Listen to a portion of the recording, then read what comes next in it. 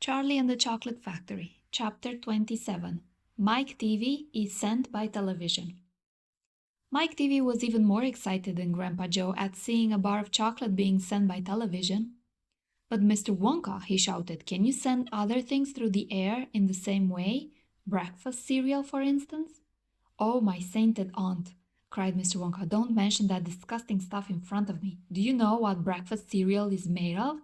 It's made of all those little curly wooden shavings you find in pencil sharpeners." "But could you send it by television if you wanted to, as you do chocolate?" asked Mike TV. "Of course I could." "And what about people?" asked Mike TV. "Could you send a real live person from one place to another in the same way?" "A person!" cried Mr. Wonka. "Are you off your rocker?" "But could it be done?" "Good heavens, child, I really don't know. I suppose you could. Yes, I'm pretty sure you could.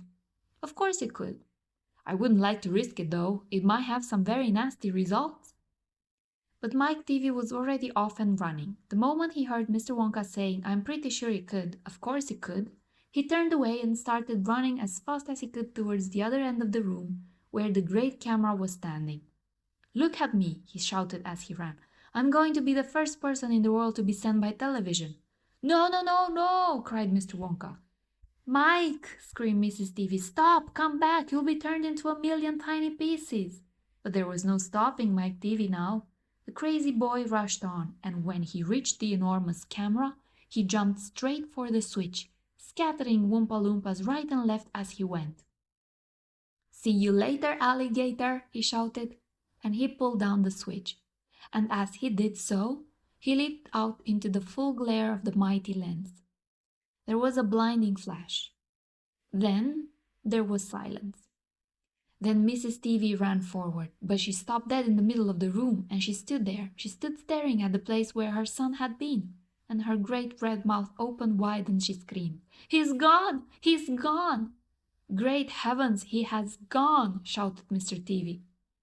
Mr. Wonka hurried forward and placed a hand gently on Mrs. TV's shoulder. "We shall have to hope for the best," he said. "We must pray that your little boy will come out unharmed at the other end." "Mike!" screamed Mrs. TV, clasping her head in her hands. "Where are you?" "I'll tell you where he is," said Mr. TV. "He's whizzing around above our heads in a million tiny pieces." "Don't talk about it," wailed Mrs. TV. "We must watch the television set," said Mr. Wonka. "He may come through any moment." Mr. and Mrs. TV and Grandpa Joe and little Charlie and Mr. Wonka all gathered round the television and stared tensely at the screen. The screen was quite blank. "He's taking a heck of a lot of time to come across," said Mr. TV, wiping his brow. Oh dear," said Mr. Wonka. "I do hope that no part of him gets left behind." "What on earth do you mean?" asked Mr. TV sharply. "I don't wish to alarm you," said Mr. Wonka, "but it does sometimes happen that only about half the little pieces find their way into the television set. It happened last week. I don't know why, but the result was that only half a bar of chocolate came through." Mrs. TV let out a scream of horror. "You mean only a half of Mike is coming back to us?" she cried. "Let's hope it's the top half," said Mr. TV. "Hold everything," said Mr. Wonka. "Watch the screen. Something's happening." The screen had suddenly begun to flicker. Then some wavy lines appeared.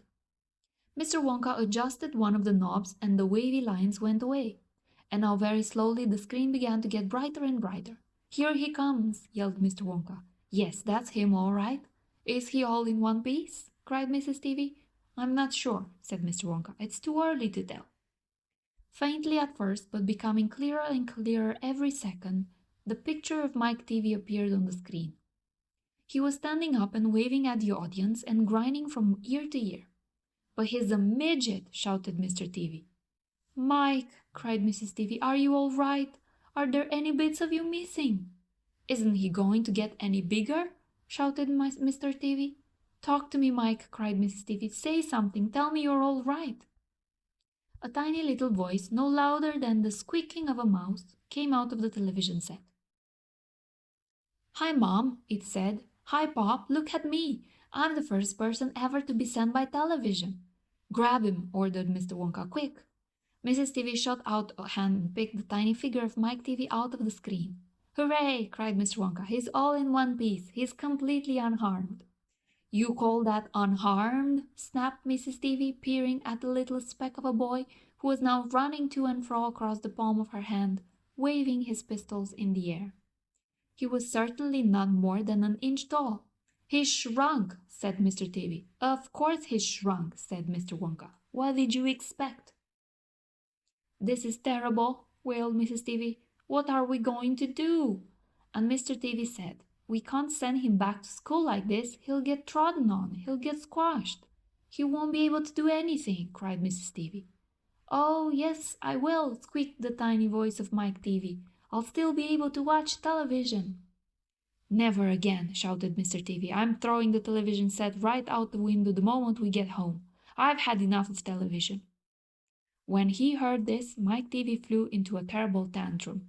He started jumping up and down on the palm of his mother's hand, screaming and yelling and trying to bite her fingers. "I want to watch television," he squeaked. "I want to watch television. I want to watch television. I want to watch television." "Here, give him to me," said Mr. Teavee, and he took the tiny boy and shoved him into the breast pocket of his jacket and stuffed a handkerchief on top. Squeals and yells came from inside the pocket, and the pocket shook as the furious little prisoner fought to get out. "Oh, Mr. Wonka," wailed Mrs. Teavee, "how can we make him grow?" "Well," said Mr. Wonka, stroking his beard and gazing thoughtfully at the ceiling, "I must say that's a wee bit tricky. But small boys are extremely springy and elastic. They stretch like mad. So what we'll do, we'll put him in a special machine I have for testing the stretchiness of chewing gum. Maybe that will bring him back to what he was." "Oh, thank you," said Mrs. Teavee. "Don't mention it, dear lady." "How far do you think he'll stretch?" asked Mr. Teavee. "Maybe miles," said Mr. Wonka. "Who knows? But he's going to be awfully thin. Everything gets thinner when you stretch it." "You mean like chewing gum?" asked Mr. Teavee. "Exactly." "How thin will he be?" asked Mrs. Teavee anxiously. "I haven't the foggiest idea," said Mr. Wonka. "And it doesn't really matter anyway, because we'll soon fatten him up again. And all we have to do is give him a triple overdose of my wonderful super vitamin chocolate. Super vitamin chocolate contains huge amounts of vitamin A and vitamin B.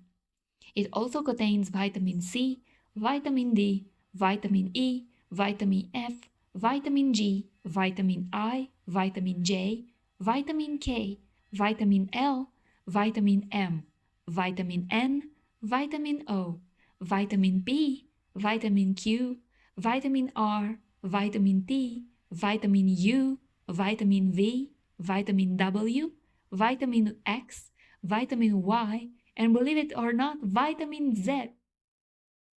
The only two vitamins it doesn't have in it are vitamin S, because it makes you sick, and vitamin H, because it makes you grow horns on the top of your head like a bull. But it does have it in very small amount of the rarest and most magical vitamin of them all, vitamin Wonka.